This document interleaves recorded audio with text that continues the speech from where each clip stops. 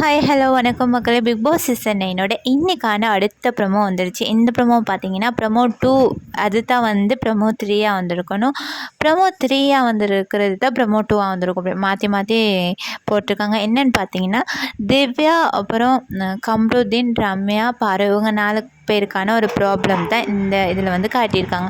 என்னென்னு பார்த்தீங்கன்னா ரம்யாவுக்கும் அப்புறம் பாருக்கும் ஏதோ ஒரு ப்ராப்ளம் இருந்திருக்கு போல். கம்ருதீன் வந்து பாருவுக்கு சப்போர்ட் பண்ணிக்கிட்டு எழும்பி நின்றுக்கிட்டு இருக்காரு.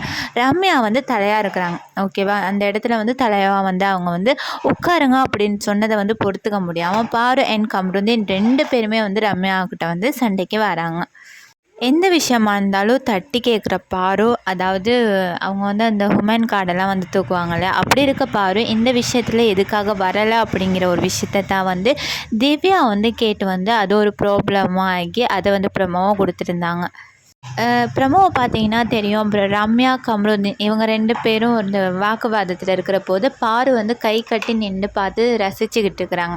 இது எந்த விதத்தில் பொருந்தும்னு தெரியாது. ஏன்னா வந்து எந்த ஒரு விஷயத்துக்காக இருந்தாலும் நீங்கள் அப்படி செய்யக்கூடாது, இது தப்பு, இது வெளியே இதாகும் அப்படின்னு சொல்கிற பாரு எதுக்காக இந்த விஷயத்தில் வந்து இவ்வளோ இது பண்ணுறாங்க? ஏன்னா வந்து தன்னுடைய காதலன் வந்து கம்ருதீன் இல்லையா, அதுக்காக வந்து சொம்பு தூக்கிக்கிட்டு வந்து பார்வதி வந்து நிற்கிறாங்க.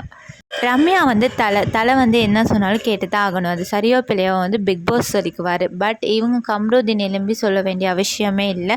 இதுக்காக தட்டி கேட்ட திவ்யாவை வந்து பாராட்டியே ஆகணும். திவ்யா வந்து பார்வை வந்து வச்சு செஞ்சாங்கன்னே சொல்லலாம். இதை பற்றின உங்களோட கருத்தை வந்து மறக்காமல் கமெண்ட் பண்ணுங்கள், லைக் பண்ணுங்கள், ஷேர் பண்ணுங்கள், சப்ஸ்கிரைப் பண்ணுங்கள். By guys.